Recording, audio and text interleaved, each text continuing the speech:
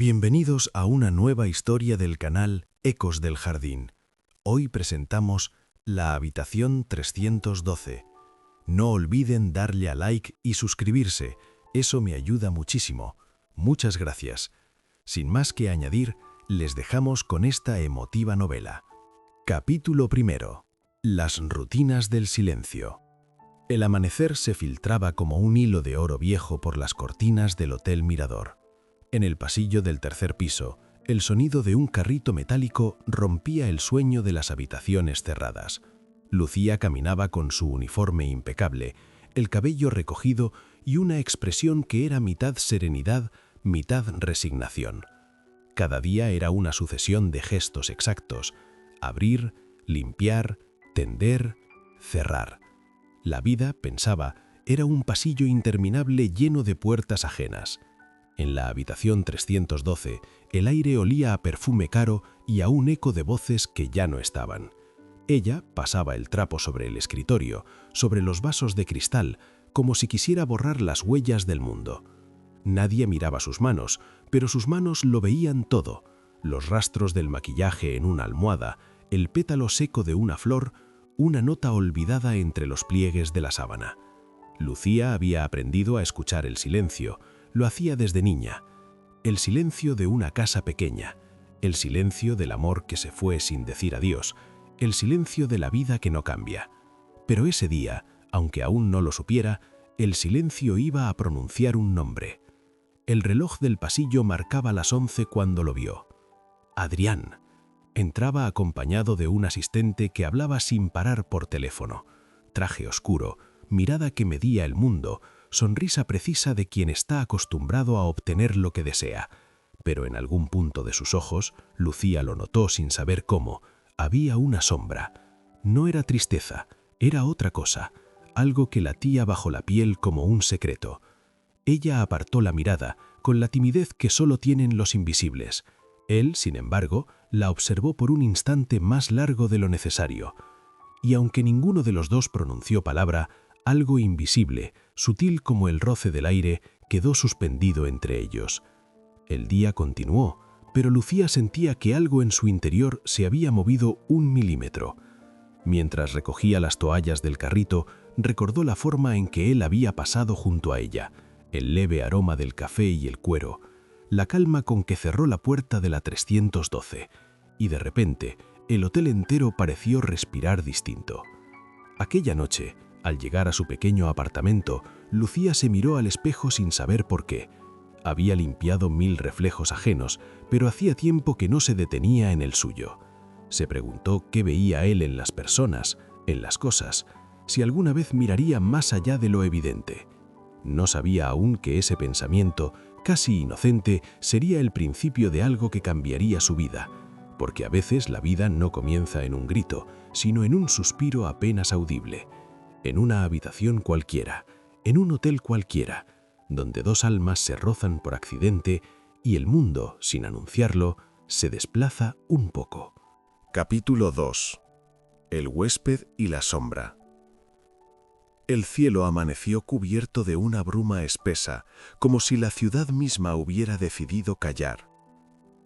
En el vestíbulo del hotel, las lámparas encendían reflejos dorados sobre los mármoles antiguos y Lucía pasaba por allí empujando su carrito, discreta, invisible entre los clientes apresurados.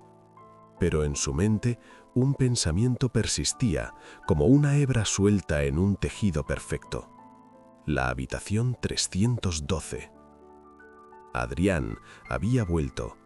Su nombre aparecía otra vez en el registro, escrito con aquella caligrafía firme que hablaba de control y elegancia.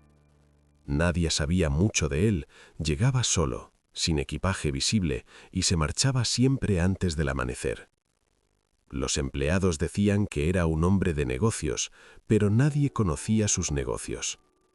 Lucía, sin embargo, lo recordaba de un modo diferente. Recordaba su mirada, ese instante en el que el tiempo pareció detenerse y el mundo, por un segundo, fue solo un pasillo iluminado por una respiración contenida. Aquella mañana, mientras limpiaba la 312, se detuvo frente al ventanal. Afuera, la lluvia resbalaba en líneas finas y el reflejo del vidrio devolvía un rostro cansado pero sereno. Entonces, escuchó la puerta abrirse. «Perdona», dijo una voz grave, segura, casi musical. «No sabía que ya habías empezado». Lucía giró, sorprendida. Adrián estaba allí, con la corbata apenas deshecha y el abrigo empapado por la lluvia. Sus ojos tenían el color incierto del acero cuando el sol lo toca. «No hay problema, señor», dijo ella bajando la mirada. «Adrián», corrigió él con una sonrisa leve. «Prefiero los nombres, no los títulos». Ella asintió, incómoda. Intentó continuar con su labor, pero su pulso la traicionaba. Él caminó hasta el ventanal, mirando hacia el horizonte nublado. «¿No te parece extraño?», preguntó tras un silencio. «¿La lluvia siempre llega cuando uno intenta olvidar algo?». Lucía no supo qué responder. Su voz tenía una melancolía tan profunda que parecía arrastrar consigo la memoria de todas las cosas que se pierden. «Quizá», atinó a decir, «la lluvia viene para limpiar lo que no queremos ver». Él giró lentamente, con una expresión que mezclaba sorpresa y una especie de respeto silencioso. Durante un instante, ambos quedaron suspendidos en la misma atmósfera tibia, donde las palabras parecían pesar demasiado para decirse. Cuando él se marchó, el aire en la habitación cambió. Lucía lo sintió en la piel, esa mezcla de curiosidad y peligro que precede a los destinos entrelazados. Esa noche, Adrián se quedó más tiempo de lo habitual. Desde su ventana, contemplaba las luces de la ciudad mientras sostenía una copa sin beber. Su mente era un laberinto de cifras, estrategias y decisiones que afectaban a otros, pero en su interior algo vibraba con una inquietud nueva. No entendía por qué pensaba en aquella mujer de mirada tranquila, en sus manos silenciosas, en su voz que parecía venir de otro tiempo. Era absurdo. Él, que siempre había creído dominarlo todo, se descubría vulnerable ante algo tan simple como una presencia. En el reflejo del cristal, su rostro se dividía en dos: el hombre público, de éxito y sonrisa impecable, y esa sombra que lo observaba desde el fondo, esa parte suya que no había aprendido a amar. Por primera vez, se preguntó si no había confundido poder con plenitud. Lucía soñó con pasillos infinitos y luces parpadeantes. En su sueño, una puerta se abría lentamente y una voz la llamaba por su nombre. Despertó antes de responder. A veces, el alma reconoce un destino antes que la razón, y en el cruce de esas dos miradas, una humilde, otra cargada de secretos, había comenzado algo que ni siquiera el tiempo podría borrar. Capítulo 3. El eco de las promesas. El hotel olía a flores recién cambiadas y a lluvia detenida en los marcos de las ventanas. Era una tarde sin prisa, una de esas en que el tiempo parece suspenderse entre la nostalgia y la calma. Lucía repasaba la lista de habitaciones cuando el recepcionista la llamó desde el mostrador. «Lucía, el señor de la 312 dejó esto para ti». Ella levantó la mirada, desconcertada. Era un sobre de color marfil, cerrado con un simple pliegue. No tenía remitente, solo su nombre escrito con una caligrafía firme y elegante. Dentro, una tarjeta. «Gracias por cuidar los lugares que todos olvidamos mirar. A». Lucía sintió que algo en su pecho se encendía con timidez. No era un gesto romántico, al menos no en apariencia, pero era algo más profundo, una forma de ser vista, reconocida, en un mundo que rara vez se detenía a hacerlo. Durante el resto del día, la tarjeta permaneció en el bolsillo del delantal, como un secreto tibio que la acompañaba de habitación en habitación. Adrián volvió al hotel esa misma semana. Lucía lo vio llegar desde el pasillo, hablando por teléfono, el ceño levemente fruncido, pero cuando la vio, el gesto se suavizó. El asistente se despidió y por primera vez él subió solo al ascensor. Cuando la puerta se cerró, una extraña sensación lo envolvió. No era deseo, ni siquiera curiosidad. Era paz. Una palabra que casi había olvidado. En la 312 apoyó el maletín sobre la cama y miró alrededor.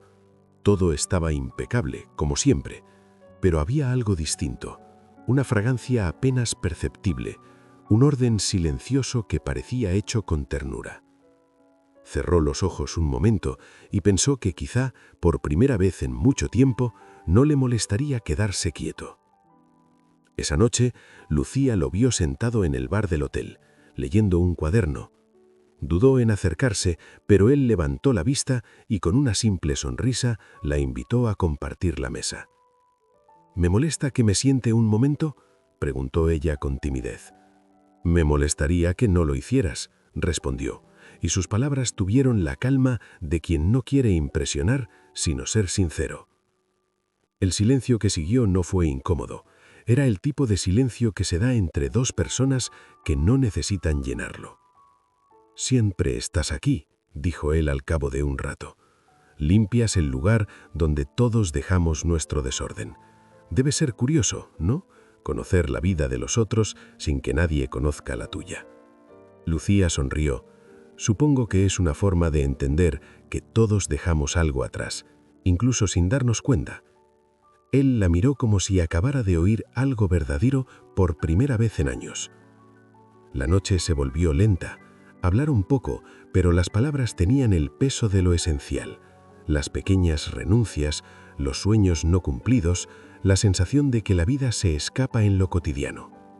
Cuando se despidieron, Adrián se inclinó apenas. «Lucía», dijo, y su voz tenía un temblor nuevo. «Gracias por recordarme que aún quedan cosas que no pueden comprarse». Ella no respondió, solo asintió, y se alejó con el corazón latiendo a destiempo. Aquella madrugada, Adrián escribió una carta. No sabía por qué lo hacía, ni para quién exactamente, pero necesitaba dejar constancia de algo que ni los negocios ni la ambición podían nombrar. «He pasado la vida subiendo escaleras sin mirar lo que quedaba abajo. Hoy alguien me enseñó que lo más alto no siempre está arriba. Hay miradas que te devuelven a ti mismo, aunque no quieras». Doblaría la carta con cuidado, la dejaría en el cajón de la 312 y se marcharía antes del amanecer. No sabía si volvería, pero algo dentro de él ya había cambiado. Lucía la encontraría 2 días después. No entendería del todo las palabras, pero sí el peso que contenían. Y aunque siguió limpiando, atendiendo y sonriendo como siempre, en su interior una promesa, vaga, imposible, hermosa, se había quedado viviendo para siempre.